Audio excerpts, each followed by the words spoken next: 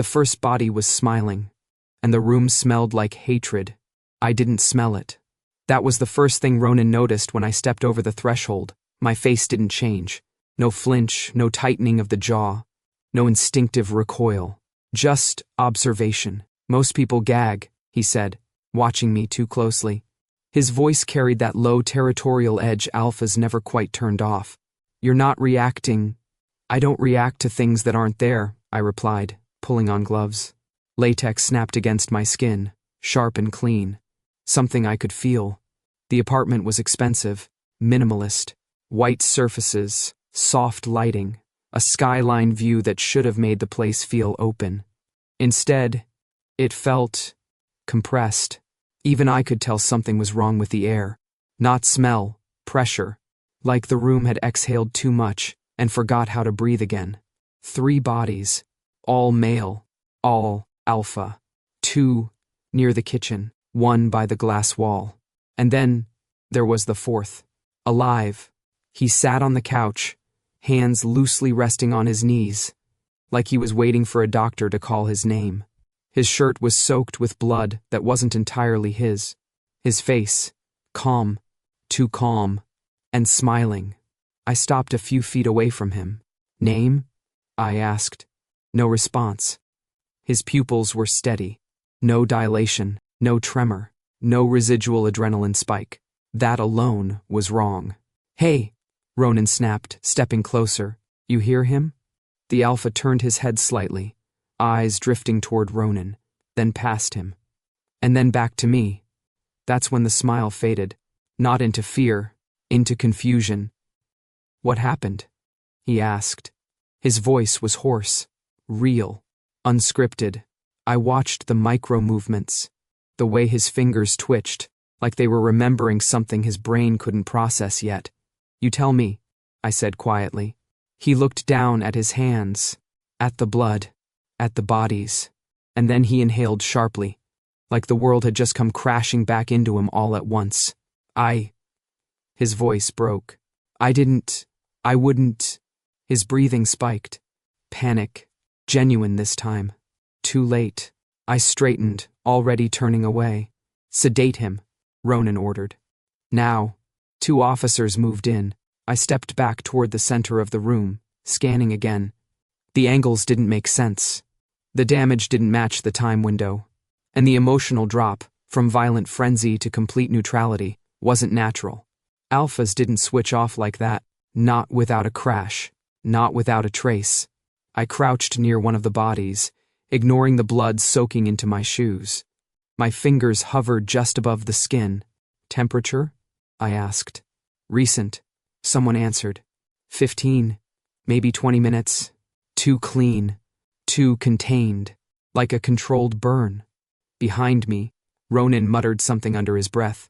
Probably about betas and overthinking. He wasn't entirely wrong. But this wasn't instinct. It was design.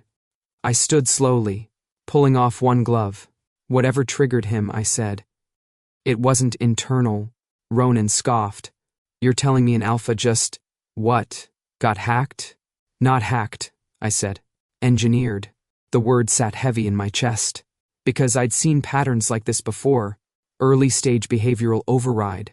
Synthetic stimulation. Controlled escalation followed by forced shutdown. A prototype. One that was never supposed to leave the lab. The door behind us opened with a soft click. No one announced him. No footsteps echoed. But the room shifted. Not physically. Something else. Something I couldn't detect, but everyone else did. Ronan stiffened first, then the officers, then even the air seemed to tighten. I turned. He looked ordinary. Tall. Lean. Dark coat, collar slightly raised. Hair just messy enough to look intentional. No visible tension in his posture. But his eyes, they weren't scanning. They were reading. Everything. He didn't look at the bodies first. He looked at me, and held the gaze for a second too long. Then he stepped forward, slow, deliberate, like he was walking through a language only he understood. He stopped beside the smiling body, closed his eyes, inhaled. The silence stretched. When he opened them again, Something in his expression had sharpened. Not fear, not disgust, recognition. It's layered, he said, voice quiet but clear. Not a single trigger. Multiple notes. Stacked. Ronan frowned. Speak English. The man ignored him. His gaze shifted slightly, to the survivor being restrained.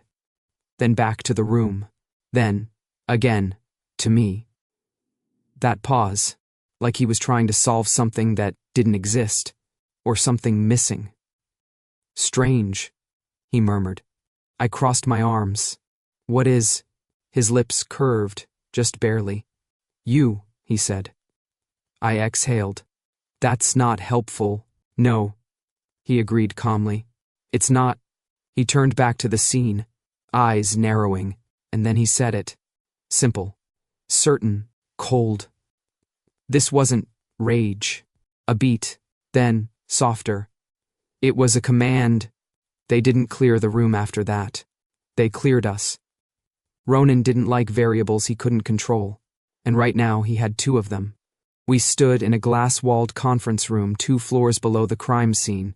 The city stretched behind us in fractured reflections. Steel, light, and distance. Clean, predictable, unlike what we'd just seen. Ronan leaned forward, palms flat against the table. I don't care what you think you saw, he said, looking between us. I care about stopping it before it happens again. It already is happening again, I said. He didn't like that either. What makes you so sure? Pattern density, I replied. The gap between incidents is shrinking. Whoever's behind this isn't testing anymore. I tapped the tablet in front of me, pulling up timestamps, locations, behavioral reports. They're scaling. Silence. Then, he's right. I didn't look up immediately. I didn't need to. The Omega, Lex, stood near the far wall, arms loosely crossed, like he'd just wandered into the room and decided to stay out of curiosity. Ronan exhaled sharply. You got anything useful or just poetic commentary? Lex tilted his head slightly. It's not random, he said. The scent is structured, built. Not something that occurs naturally. I finally looked at him. His gaze slid to mine again, lingering for half a second too long. Assessing, measuring, failing. There it was again. That flicker of something off. Ronan straightened. Fine. Then you two work it together. No, I said at the same time Lex said. Unnecessary. We both paused. Ronan smiled. Not a good sign. Perfect, he said. You're already in sync. I don't need a translator, I added. And I don't need a calculator. Lex replied smoothly. I let out a quiet breath through my nose. I'm not calculating. I'm analyzing. And I'm not translating, he said. I'm reading. Congratulations, I said. We both have jobs. Ronan slammed a hand lightly on the table. Not enough to be aggressive, just enough to remind us he could be. Enough. The room stilled. You, he pointed at me. Understand how this thing is built. Then at Lex. And you understand how it behaves. A beat. I want both. I leaned back in my chair. You're asking for redundancy. I'm asking for results. Lex pushed off the wall and stepped closer to the table. Up close, the control was more obvious. Not just physical, chemical. He wasn't reacting to anything in the room. He was filtering it, parsing it, like a system constantly running in the background. He stopped across from me, watched, waited. Then, you really don't smell anything, do you? I blinked once. Correct. He stepped closer. Too close. Ronan didn't interrupt. Of course he didn't. Lex leaned in slightly, not touching, just within range. His expression shifted. Subtly, almost imperceptibly. Confusion, then curiosity, then something sharper. Nothing, he murmured. I crossed my arms. Disappointing? His eyes flicked up to mine. No, he said softly. Unsettling. Same thing, I replied. A pause. Then, you don't exist in the way people do, he continued, like he was thinking out loud now. No baseline scent. No emotional residue. It's like what? Like trying to read silence. I considered that. Sounds peaceful. His mouth twitched. Or dangerous. There it was again. That almost smile. I tilted my head. You read everyone like this? Yes. And you're always right? Usually. Then you're going to have a problem, I said. Why? Because I don't lie in ways you can detect. A beat. His gaze sharpened. That's not an answer, he said. It wasn't a question. Ronan let out a long breath, clearly regretting all of his life choices. Great, he muttered. One can't smell. The other won't shut up about it. Lex straightened, stepping back just enough to break the tension, but not enough to end it. We'll need access to all incident data, he said. And samples, I added. Ronan nodded. You'll get both. Then, after a pause, and you'll work together. Silence settled between us again. Not comfortable, not hostile. Something else, unresolved. Lex glanced at me once more, still trying to read something that wasn't there. You don't smell, he said. I met his gaze. Is that a compliment? This time, he didn't hide the faint curve of his lips. I haven't decided yet. By the third incident, the pattern stopped pretending to be coincidence. It started whispering. We were back in the lab, my lab this time. Neutral ground, technically. Sterile, controlled, and quiet in a way that made thinking easier. Rows of glass panels, suspended screens, filtered air.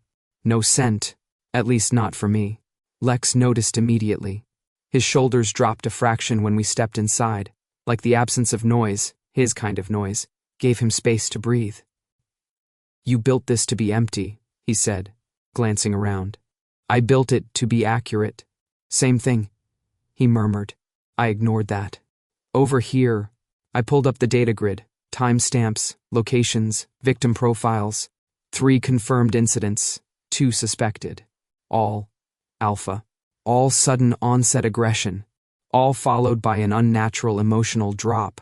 Lex leaned beside me, not touching, but close enough that I could feel the heat of him through layers of logic I preferred to keep intact. Walk me through it, he said. I already did. Do it again, he replied calmly. But this time assume I'm useful. I exhaled slowly. That's a stretch. Try. I zoomed in on the map projection. Points lit up across the city. Initial exposure, I said. Then delay. Then activation. How long? Variable. That's what makes it effective. Lex frowned slightly. No. That's what makes it controlled. I glanced at him. Explain. He shifted closer, eyes narrowing at the screen. The scent isn't hitting them directly, he said. It's echoing. Residual. Like it clings to surfaces, to people, and then triggers when it reaches a certain threshold. I paused. That matched. Too well. Chain reaction, I said. Not linear spread. Yes. I adjusted the model, feeding in his assumption. The system recalculated.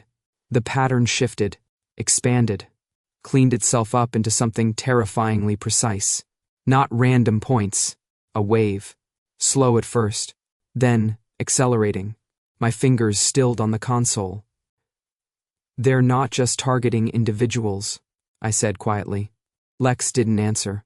He didn't need to. They're mapping movement, I continued. Population density. Social clusters. Stability points, he added. I looked at him. You're thinking in systems.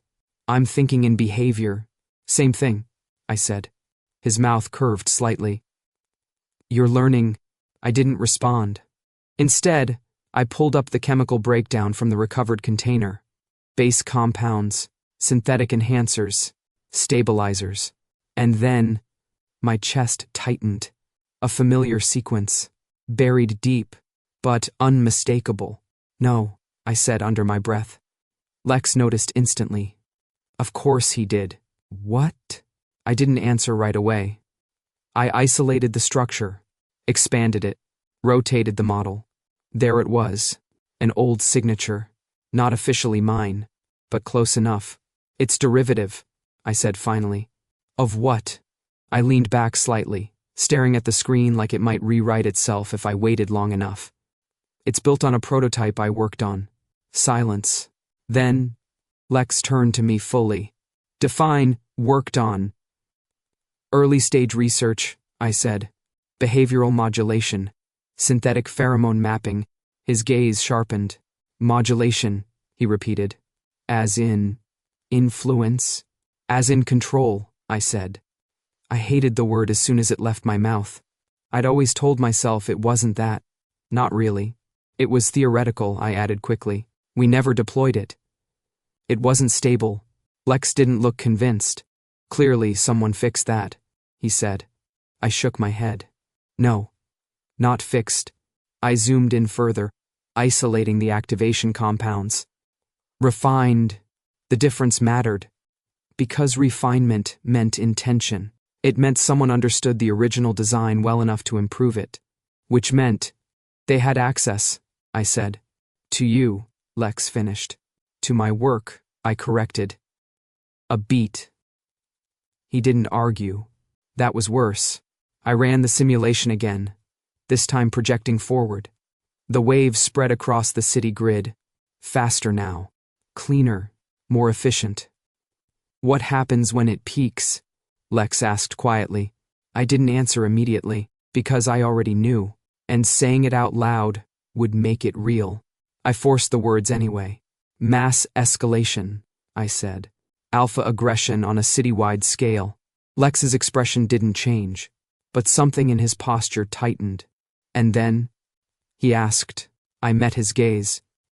Then it stops. How? Same way it did in the apartment. A beat. Hard drop, I said. Forced emotional shutdown. He went still. That's not natural. No, I said. It isn't. Silence settled between us. Not empty this time. Heavy. Loaded. Lex studied me for a long second. Not trying to read my scent. Trying to read me. You built something that can start a war, he said finally. I shook my head once. Slow. No, I said. I built something that was never supposed to leave the lab. Another pause. Then softer. But someone else is finishing it. The warehouse district didn't belong to the city at night. It belonged to shadows, to flickering lights that buzzed like they were trying to stay alive, and to the kind of silence that made even alphas uneasy. We parked 2 blocks out. Ronan was already gearing up, issuing orders like everything could be solved if he just spoke loud enough. Minimal noise. No unnecessary engagement, he said. We're here to confirm, not escalate. Define escalate, I muttered. He shot me a look. You'll know. I doubted that. Lex stood beside me, unusually still. Not tense. Focused. His head tilted slightly, like he was listening to something beneath the surface of everything else. You feel it? Ronan asked him. Lex didn't answer immediately. Then, yes. A pause. It's faint, he added. But it's here. I adjusted the small scanner in my hand. Numbers flickered, but nothing definitive. Residual trace, I said. Low concentration, not low enough, Lex murmured. Ronan gestured forward. Move. Inside the air changed. Not something I could smell, but something I could measure. Humidity, temperature shifts, chemical inconsistencies. The building was active, not abandoned. Footsteps echoed too cleanly across the concrete floor. Metal structures loomed overhead, casting long, broken shadows. Lex moved ahead of me. Not fast. Not slow. Precise. Like he was following something only he could see. I stayed just behind him, watching his movements, mapping them against the layout I'd memorized. Left turn. Pause. Right. Corridor. Another pause. You're not guessing, I said quietly. I don't guess. Then what are you doing? He didn't look back. I'm listening. To what? He stopped, just for a second. Then, to what's left. Before I could respond, a sound cut through the space. A sharp metallic clang. Then another. Ronan's voice snapped through comms. Contact. East side. Lex's head turned instantly. This way, We moved. Fast now. No more careful pacing. The tension snapped into motion. We rounded the corner and found them. 2 alphas, both breathing too hard, too fast. Their movements were off. Not coordinated, not instinctive. Erratic. One of them looked up. Eyes locked onto us. And then, something shifted. Not gradual. Instant. His posture snapped straight. Muscles tensed. Focus narrowed. Target acquired. Back, I said sharply. Too late. He lunged. Ronan's team reacted immediately. Stun rounds, controlled force, practiced efficiency. But it didn't stop him. He moved like pain didn't exist. Like consequence didn't register. The second alpha followed, not independently. In sync. Lex stepped forward. Wait. I grabbed his arm. Don't. He shook me off. Not aggressively. Just decisively. He stepped into their path. Closed his eyes. Inhaled. And for a second, just one, everything stilled. Even the alphas. Like the moment stretched thin around him. Then Lex's eyes snapped open. Down, he said. The word wasn't loud, but it hit. Something in the air shifted. Not something I could detect, but something real. The alphas hesitated. Just long enough. Ronan's team took them down. Silence crashed back into the space. Heavy, uneasy. I stared at Lex. What did you just do? He exhaled slowly. Interrupted the pattern. That's not how biology works. It's not biology, he said.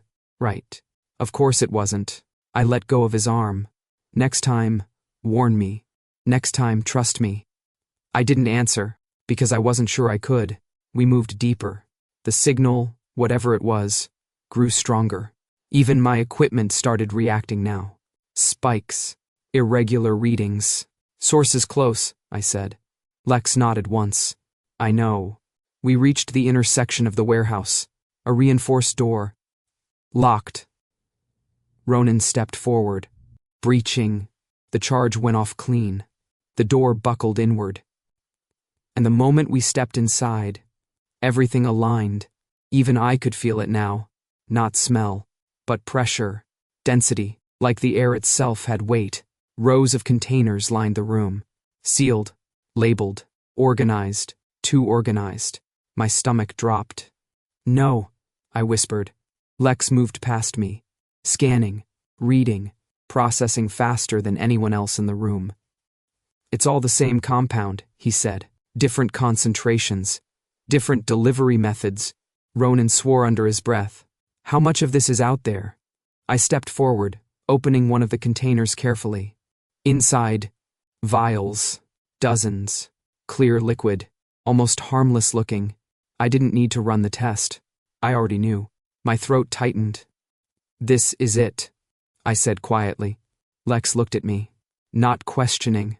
Not doubting. Understanding. And that was worse. Your design, he said. Not accusing. Just stating. I nodded once. Slow. Yes. I looked at the rows. At the scale. At the precision. And felt something cold settle in my chest. This isn't a test anymore, I said. Ronan turned to me. Then what is it? I met his gaze. A rollout. Silence. Then Lex spoke, softer now. They're not experimenting, he said. They're preparing. And for the first time, I realized just how close we already were. To losing control. We didn't talk on the way back. Ronan's team secured the warehouse, tagged every container, logged every vial like it could bite back. The city outside kept moving. Lights, traffic, normalcy, pretending nothing had just shifted beneath it. Inside the transport vehicle, it was quiet. Not comfortable. Not empty. Just charged. Lex sat across from me, one arm resting loosely against the metal wall. Head tilted slightly like he was still listening to something no one else could hear. Or maybe trying to. I focused on my tablet, reviewing the chemical structure again for the 5th time. It hadn't changed. I was hoping it would. You're avoiding me, I didn't look up. I'm working. Same thing. I sighed softly and set the tablet down. What do you want, Lex? He didn't answer right away. Instead, he leaned forward slightly, measured, deliberate, like approaching something fragile or dangerous. I want to understand you, he said. That's a bad use of time. Everything about you is a bad use of my instincts, he replied calmly. That got my attention. I looked at him. Really looked this time. Up close, the control was even sharper. Every movement intentional, every breath regulated. Except his eyes. There was something restless there now. Something unsettled. You said I don't exist the way people do, I said. You planning to fix that? I don't fix things, he said. I read them, and I can't read you. I leaned back slightly. Sounds like a personal problem. He didn't react, didn't deflect, didn't smile. That was new. He stood, closed the distance between us. Slowly, no sudden movement, no threat, just presence. I didn't move, didn't step back, didn't step forward. We stopped with less than a foot between us, too close. Close enough that I could feel the heat of him again. Close enough that most people would instinctively react. But I wasn't most people. Lex inhaled, deep, focused. His eyes closed, and for a moment, nothing happened. No shift, no recognition, no subtle change in posture that said I understand you now. Just stillness. He inhaled again, slower, like maybe he'd missed something the first time. Like maybe I was a problem that could be solved if he just adjusted the angle. I watched him, counted the seconds, waited for the moment when he would find something, anything. It never came. His brows pulled together slightly, a fracture in the perfect control. Nothing, he murmured. I tilted my head. Disappointing? His eyes opened. Sharp, not annoyed, not frustrated. Something deeper. I don't know what you are, he said quietly. That's dramatic. It's accurate. I crossed my arms. I'm a beta. You've seen those before. Not like this. Maybe you're just not as good as you think. A beat. Then, a flicker. The faintest hint of a smile. You're trying to provoke a reaction, he said. Am the first? Yes. Is it working? He studied me for a long second. Longer than necessary. Longer than comfortable. No, he said. Then, softer. And that's the problem. Silence stretched between us. But it wasn't empty anymore. It had weight, heat, something unspoken threading through it. You rely on scent, I said. Patterns, signals, instinct. Yes. And I don't give you any of that. No. So what's left? He didn't answer immediately. His gaze dropped, briefly, to my mouth, then back to my eyes. So fast most people wouldn't catch it. I did. Choice, he said finally. The word landed differently than I expected. I let out a quiet breath. That sounds inconvenient. For me? He said. A pause. Then, almost amused. We stayed like that for another second. 2, 3. Neither moving, neither stepping back. Until Ronan's voice cut through the comms. Try not to kill each other. We've got more work. Lex straightened first. Control snapping back into place like it had never slipped. Good, he said, stepping away. I prefer problems I can solve. I picked up my tablet again. Then you're in the wrong partnership. He paused at the doorway. Didn't turn. We'll see. And, somehow, that sounded less like a disagreement. And more like a promise. I didn't sleep. Not because of the case. Because of the math. By morning, the lab was too bright. White light flattening everything into something clean and dishonest. I'd run the analysis 6 different ways, recalibrated the baseline twice, and still ended up in the same place. Same structure, same signature. Mine. Juno leaned against the counter, sipping something that smelled like burnt sugar and bad decisions. At least, that's what she told me once. I didn't have the luxury of confirmation. You're doing the thing again, she said. I don't do things. You spiral, she corrected. Quietly. It's unsettling.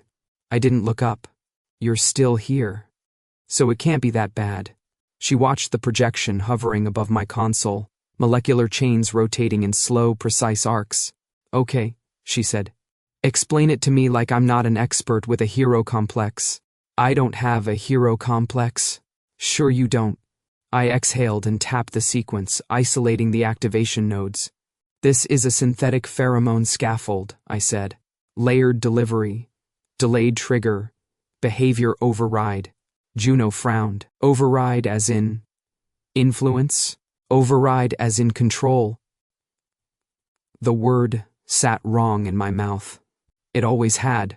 Her expression shifted. Less casual now. And you recognize it? Not a question. No, I said.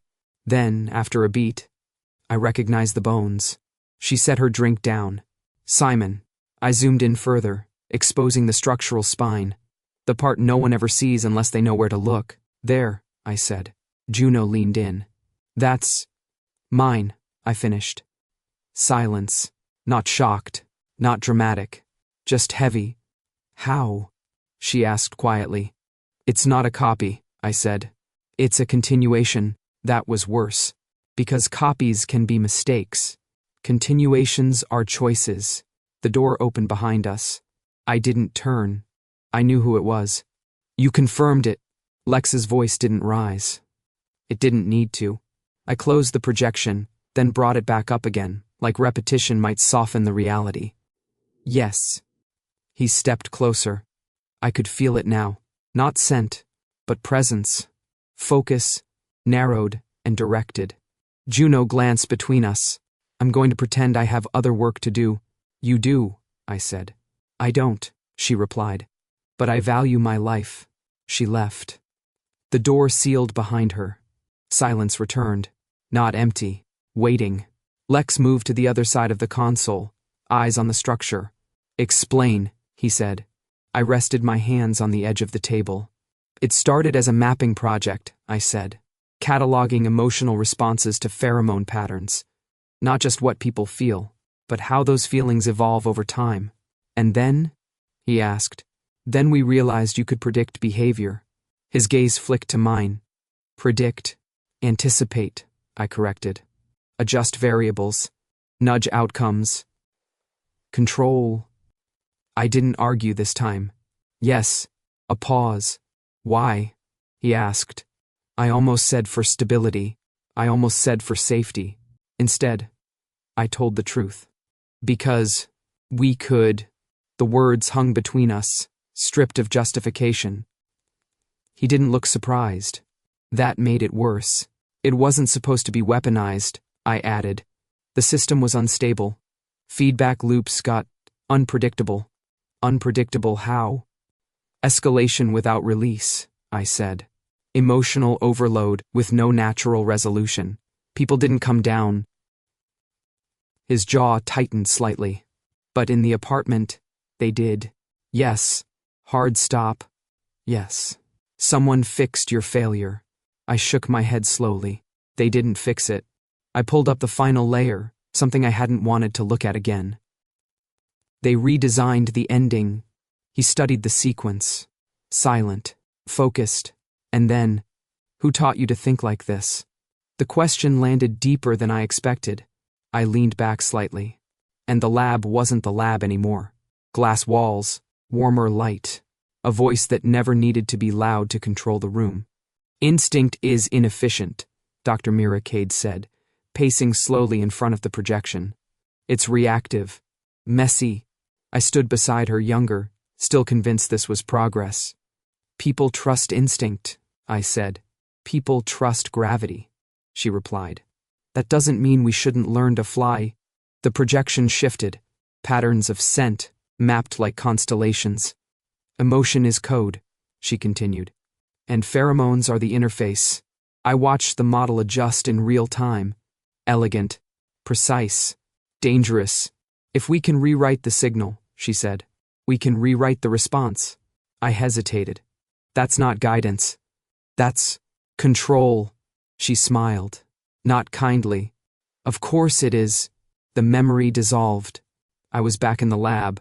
Lex was still watching me. Waiting. Mira Cade, I said. Not a question. A conclusion. I nodded once. She believed instinct was a flaw, I said. Something to be corrected. And you? He asked. I looked at the projection again. At the structure that used to be theory, now weapon. I believed we could make people safer, I said. A beat. Turns out, I added quietly, we just made them easier to break. Lex didn't respond right away. He didn't need to. Because we both understood the same thing now. This wasn't just happening because of my work. It was happening because someone had finally decided to finish it. The fourth incident didn't make the news. Ronan buried it. Too messy. Too public. Too close to something people weren't supposed to understand. We got there late. That was the problem. The air inside the subway tunnel felt wrong even to me. Thick, compressed, like pressure trapped underground with nowhere to go. For Lex, it was something else entirely. He stopped halfway down the platform. Not because he chose to. Because his body did. I turned back. He was rigid. Shoulders locked. Fingers slightly curled like he was holding on to something invisible. Lex. No response. His breathing was off. Too fast. Too shallow. Don't move, he said suddenly. I didn't. Not because I agreed. Because I recognized the tone. Control slipping. Talk to me, I said. He swallowed. It's layered, he said, voice tight. Not one signal. Multiple, overlapping. They're not fading. That was new. They should decay, I said. That's how diffusion works. Not here. He stepped forward and staggered. I caught him before he hit the ground. His weight wasn't much, but the tension in his body was. Every muscle coiled too tight. Easy, I said. Don't, he started, then cut himself off, jaw clenching. His eyes flicked around the space like he was seeing too much at once. They're all still here, he said. Every emotion, every spike. It's stuck. The word broke. That didn't happen. Not with him. I tightened my grip slightly, steadying him. Look at me. He didn't. Lex. This time, he did. Focus snapping to something solid, something not shifting. Good, I said quietly. Stay there. I can't filter it, he said. It's not separating. It's just overlapping, I finished. Yes. I glanced around quickly. Tunnel. Closed space. Limited airflow. Concentration trap. They're using enclosed environments now, I said, to amplify saturation. That's not the problem, he said. Then what is? He looked at me again, and for a second, just one, the control dropped completely. It doesn't stop, he said. That was it. That was the difference. Not escalation. Persistence. The system wasn't just triggering, it was holding. I shifted, guiding him back toward the exit. Come on. I can still work, he said immediately. I didn't ask. I'm not compromised. You're overloaded. I said I can. You said you can't filter, I cut in. That means you're not useful right now. A beat.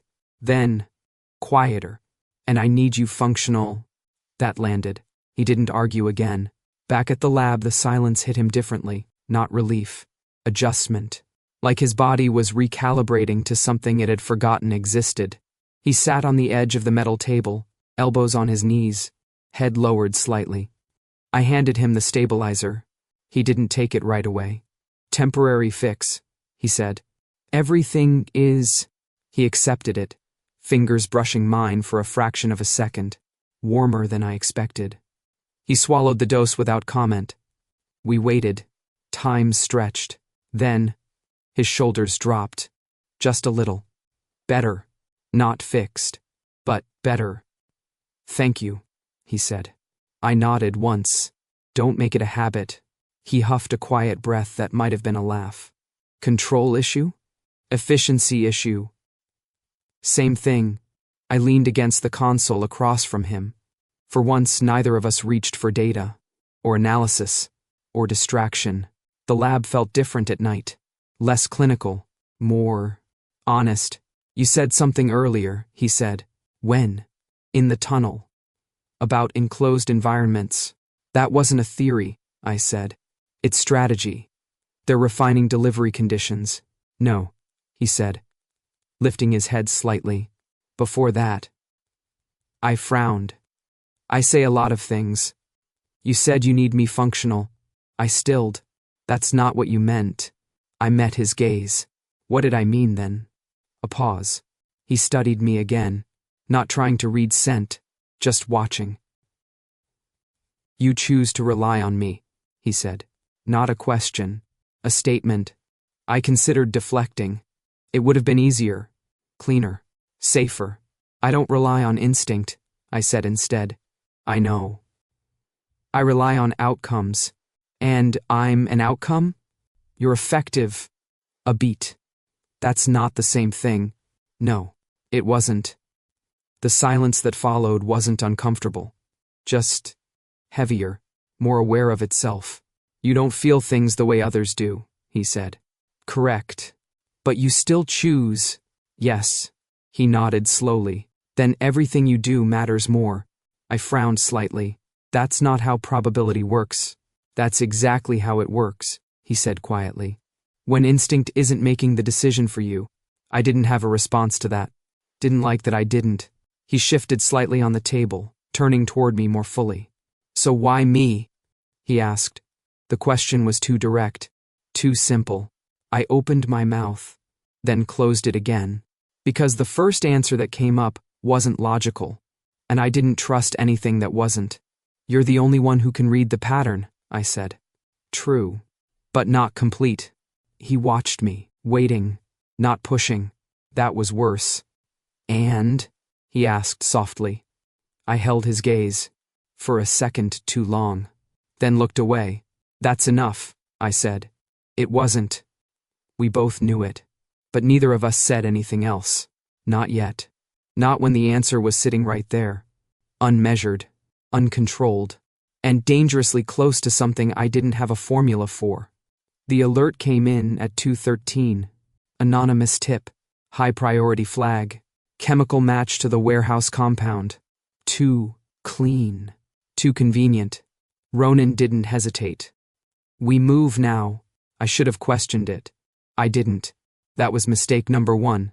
The location was a mid-tier research facility on the edge of the industrial district.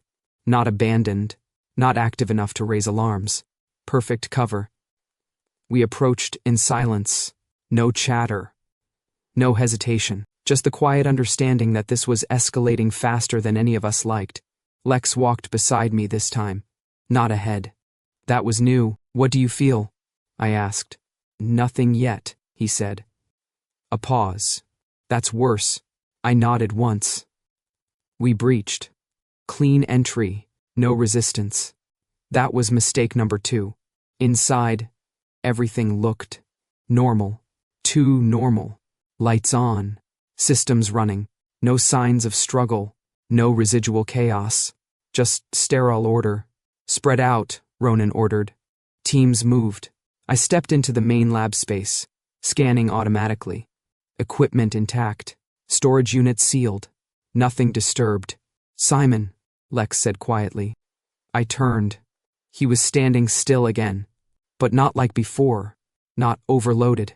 Focused. Listening. What is it? I asked. He didn't answer immediately. Then, it's wrong. I frowned. Define wrong. There's no residue, he said. No emotional trace. No echo. That's not possible, I said. There should be at least. I know.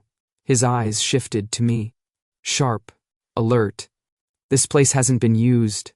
The realization hit at the same time. Then, why the tip?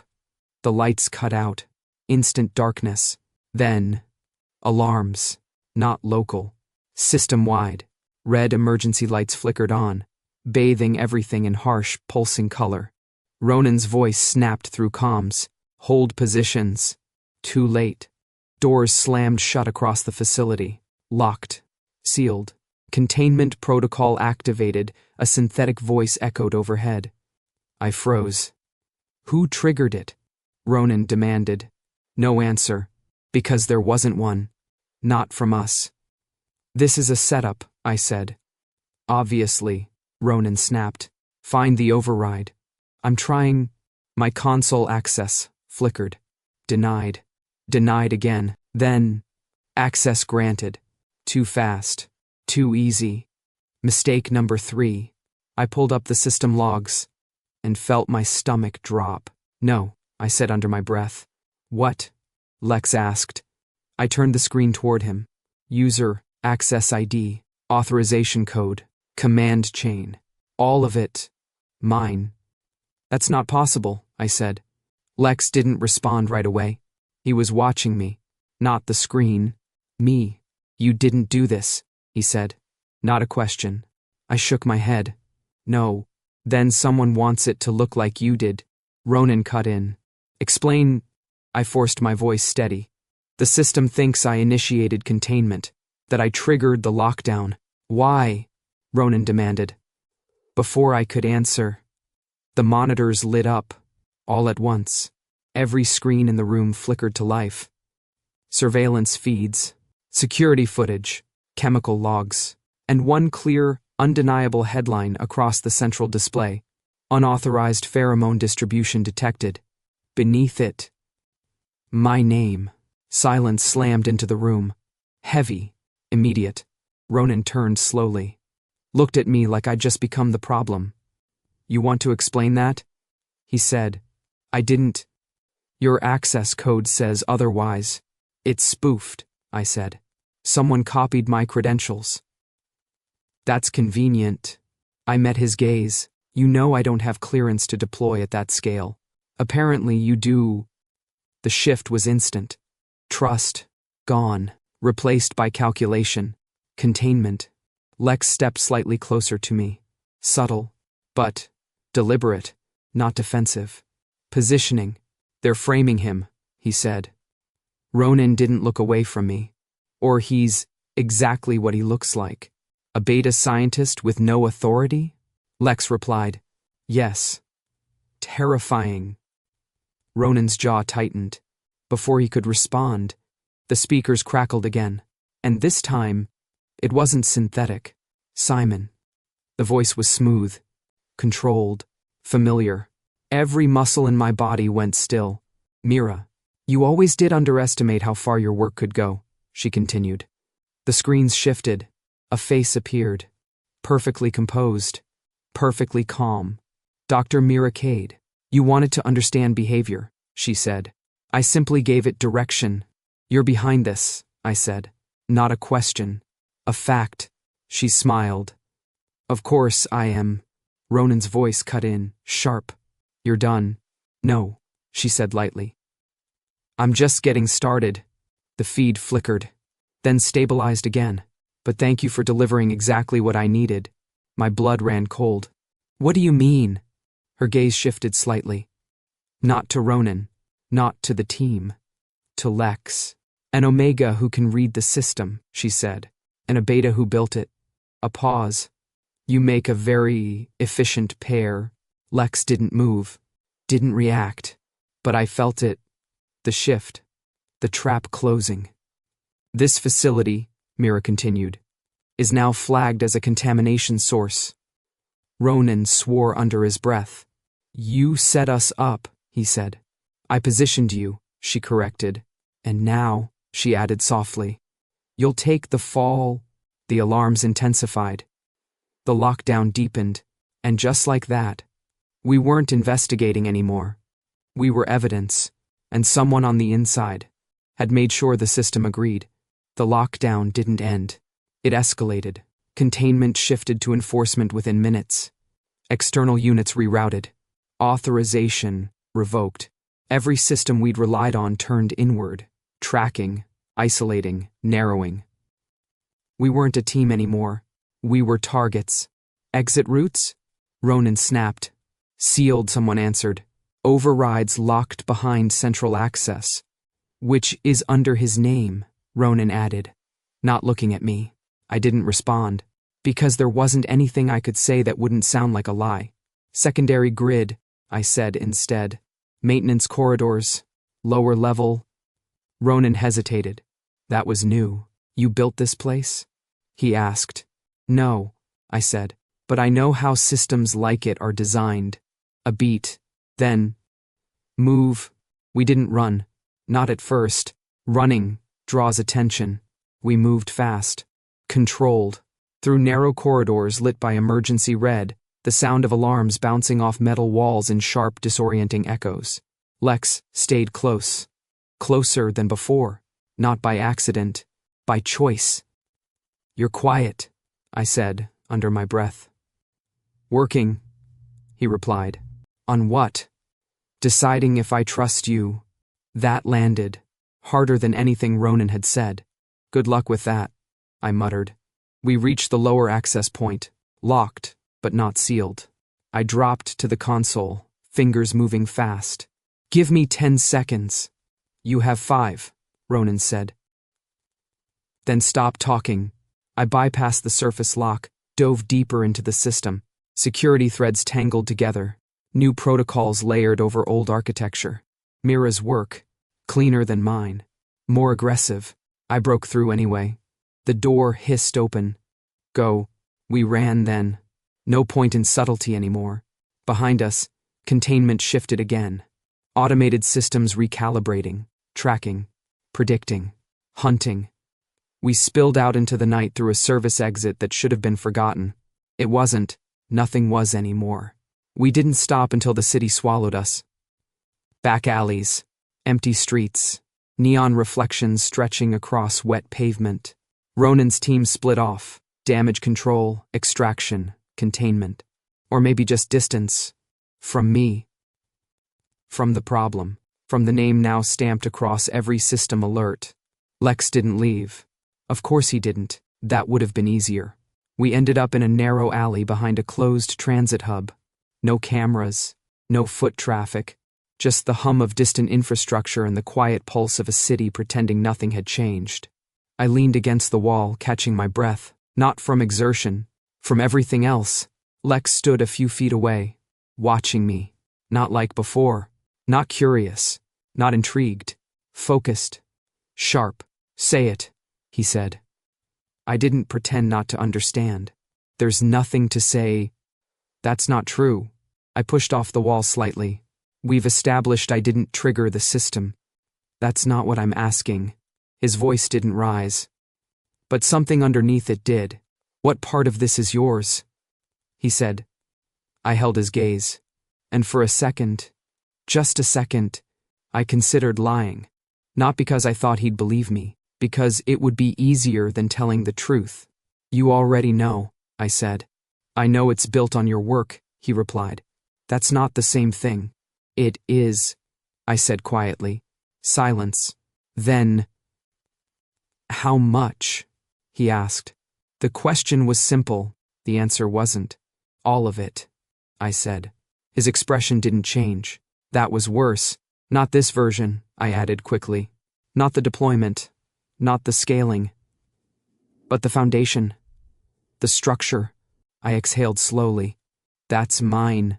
A beat. Then another. Lex looked away for the first time since we stopped. Not out of fear. Not out of confusion.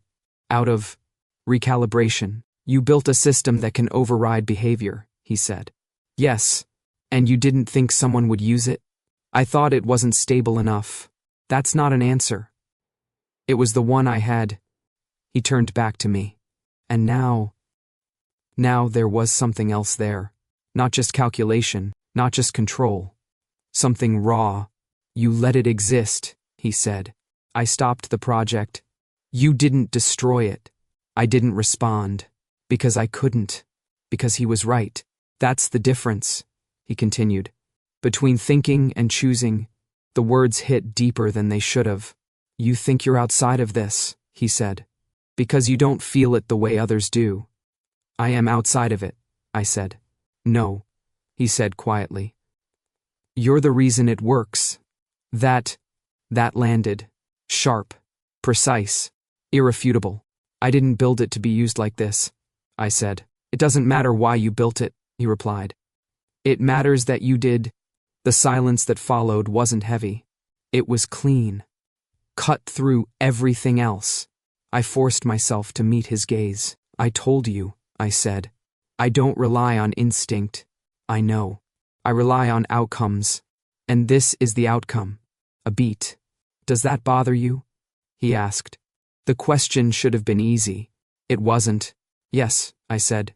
No hesitation, no deflection. Just truth. Something in his expression shifted. Not softened. Not yet. But changed. Good, he said quietly. Then he stepped back. Distance. Not much. But enough to matter. Because it should. I let out a slow breath. The city hummed around us. Unaware. Unchanged. For now. We can still stop it, I said. That's not the problem, Lex replied. Then what is? He held my gaze. And this time, there was no confusion in it. No curiosity. Just clarity. I don't know if I can trust the person who built it. That burned more than anything else. Because it wasn't accusation, it was honest. And I didn't have a way to fix it. Not with logic. Not with data. Not with anything I knew how to use. For the first time, I had no formula for what came next. We didn't go back to headquarters. There wasn't a headquarters anymore. Not for us. Ronan's last message had been short and deliberately vague. Stay off grid. I'll handle what I can. Translation. You're on your own. We moved through the city without a destination. That was the safest option. Unpredictable paths. No patterns. No anchors. Lex didn't speak for a while. Neither did I. The distance between us wasn't physical anymore. It was structural. Something had shifted in the foundation, and neither of us knew if it would hold. Talk, he said finally. I glanced at him. About what? About her? Of course. Mira. She didn't just steal your work, he continued.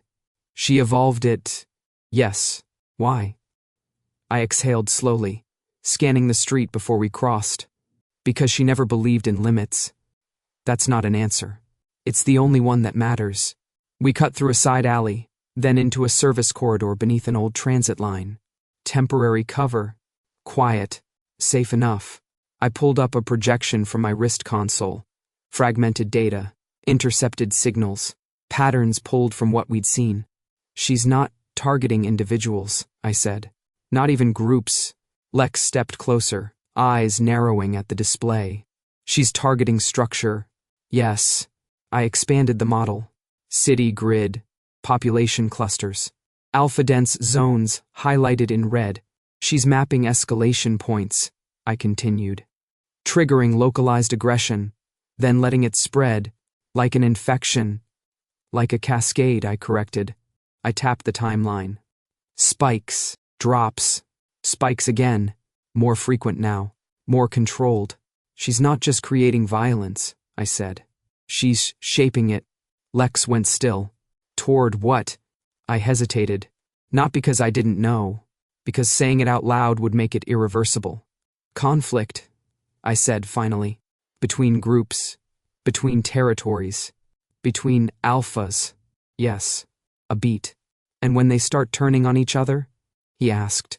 I met his gaze. They won't stop. Silence. Then. She's engineering a war. Not a question. I nodded once. Yes. Lex looked back at the projection. At the spreading wave. At the precision of it. She's removing stability points, he said. Breaking trust. Amplifying aggression. And once the system destabilizes enough, I added, control becomes easier. He turned to me. You mean whoever controls the signal controls everything? Yes. Another pause.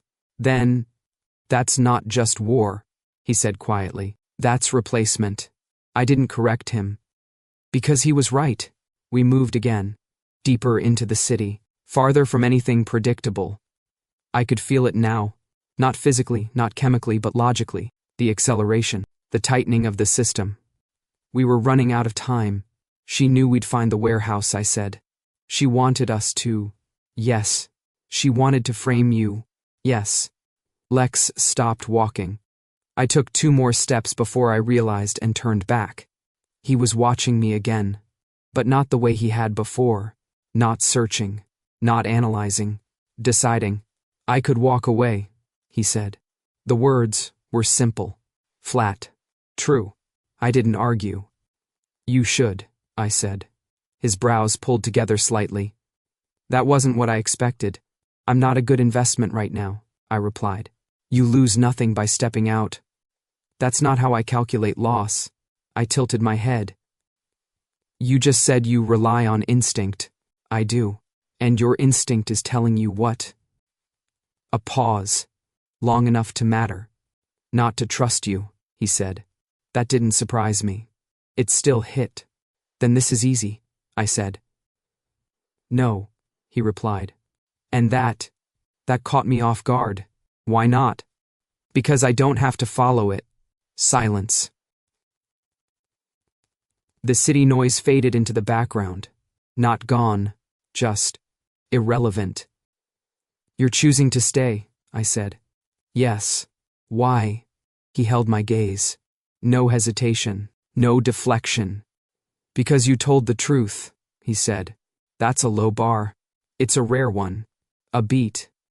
And because, he added, quieter now, you didn't hide from what you did. I didn't know what to do with that. Logic didn't account for it. Probability didn't support it. You realize that doesn't make me less responsible, I said. I know. Then why? Because I don't trust your instincts, he said. A pause. Then, I trust your choices. That landed differently. Deeper. More dangerous. I exhaled slowly. That's not safer. I didn't say it was. We stood there for a moment. 2 people in the middle of a system designed to break itself. Choosing something that didn't fit into it. Then we stop her, I said. Yes. No assumptions. No shortcuts. Agreed. And if it comes down to it. I started. I know, he said. His voice was steady. Certain. If it comes down to it, we choose the outcome. Not the instinct. I nodded once. That was the only way this worked. Not because it was right. Because it was ours. We moved again. Not as 2 separate variables anymore, but not fully aligned either. Something in between. Something unstable. Something real. And somewhere in the system, Mira was still building her war. We were just starting to understand how to break it. We found her before she expected us to. That was the only advantage we had. Not luck. Not instinct. Probability. Mira's pattern had one flaw: efficiency. She optimized for scale, for impact, for control. But optimization leaves traces, predictable gaps where the system assumes compliance. I followed those gaps. Lex confirmed them. And somewhere between logic and instinct, we triangulated the source. The facility wasn't hidden. It didn't need to be. A private biotech complex on the edge of the city, officially decommissioned, unofficially perfect, minimal oversight, high-capacity infrastructure, isolated. We approached just before dawn, that in-between hour when the city hadn't decided if it was still night or already morning. Best time for mistakes. Perimeters active, I said, scanning the outer grid. Automated defenses. No visible personnel. Of course, Lex murmured. She doesn't trust people. Neither do I. That's different. How? You still work with them. I didn't answer. We moved. Entry wasn't clean. It wasn't quiet. It was necessary. The first breach triggered the system. Lights flared. Alarms surged. Containment protocols snapped into place before we were even inside. Subtle, Lex said dryly. I'm not trying to be subtle. Good. Because neither was she. They came fast. Alphas. Not guards. Not trained. Security. Subjects. Eyes unfocused. Movements sharp, reactive. Too precise and not precise enough at the same time. Controlled, I said. Directed, Lex corrected. One lunged. I stepped back. Lex stepped forward. Left, he said. I didn't question it. I moved. The alpha's trajectory shifted just enough. Enough for me to intercept, redirect, bring him down without escalation. Another 3 seconds, Lex said. I counted, moved before the lunge. Anticipation instead of reaction. Again, I said. We fell into it. Not practiced, not rehearsed, but aligned. He read the system. I broke it, step by step, target by target, not instinct, not logic, something in between. We pushed deeper. The facility adapted. Doors sealed, paths rerouted, defense layers stacking faster now. She knows we're here, I said. She always knew, Lex replied. Fair. The central chamber opened without resistance. That was worse. No alarms. No guards. No chaos. Just space. Controlled. Clean. Expected. Mira stood at the center, exactly where she wanted to be. Simon. Her voice hadn't changed. Still precise. Still measured. Still impossible to ignore. You found the final iteration. This isn't iteration, I said. It's deployment. She smiled. Not wide. Not warm. Just satisfied. Language matters, she said. You should know that. Lex shifted slightly beside me. Not forward. Not back. Present. Aware. Mira's gaze flicked to him. Brief. Evaluating. Interesting, she said. You brought the variable with you. I'm not a variable, Lex replied. You're a reader, she said. That makes you predictable. No, he said calmly. It makes me aware. A pause. Mira turned back to me. You always struggled with scale, she said. You thought too small. I thought about consequences. You avoided them. I understood them. Then you should understand this, she said, gesturing to the surrounding systems. The chamber lit up. Projections filled the space. City grids, heat maps, behavioral flows, escalation points, all of it moving, all of it active. This is control, she said. This is collapse, I replied. Collapse is just uncontrolled transition, she said. I removed the uncertainty. You removed choice. I removed chaos. They're the same thing. Her smile sharpened slightly. No, she said. They're not. She stepped closer. Not threatening. Not defensive. Certain. Instinct is a flaw, she continued. It creates conflict, inefficiency, war. You're causing war. I'm shaping it, she corrected. So it ends, quickly. At what cost? She didn't hesitate. Whatever is necessary. That was the difference between us. Not intelligence. Not capability. Willingness. You built the foundation, she said. I finished it. You weaponized it. I perfected it. No, I said. You removed the part that made it human. Her gaze held mine. Unwavering. That was the point. Silence, stretched. Not empty. Final. This system stabilizes once the peak is reached, she said. Aggression spikes, then drops. Order follows. Enforced order, I said. Effective order. Temporary, I corrected. Because the system doesn't resolve anything. It suppresses it. Her expression didn't change, but something in her eyes shifted. Recognition, not agreement, but awareness. You always saw the flaw, she said. I saw the consequence. And you still built it? Yes, I did. That truth didn't change. But what came next could. You're not controlling behavior, I said. You're breaking it. No, she replied softly. I'm rewriting it. Lex stepped forward, just enough to enter the space between us. Not blocking, not shielding, present, choosing. It doesn't work, he said. Mira's attention shifted. To you? To anyone, he replied. You can't remove instinct without removing identity. Identity is adaptable, she said. Not like this. You're still thinking emotionally, she said. And you're not thinking at all, he replied. That That got her attention. A pause, then a small, almost amused breath. "You're both still clinging to the illusion of choice," she said. "No," I said. I stepped forward, matching her distance, matching her certainty. "We're choosing it." That was the difference. Not the system, not the design. The decision. Mira studied me. Long, measured. And for the first time, not entirely certain. "Then stop me," she said. Simple. Direct. A challenge. Not emotional. Not dramatic. Just inevitable. Behind her, the system continued to build. Escalation rising. Time collapsing inward. Lex moved beside me. Close enough that I could feel it again. Not scent. Not instinct. Alignment. "Together?" he said quietly. I nodded once. Yes. No hesitation. No calculation. Just choice. And for the first time, it felt like enough. The system was already running.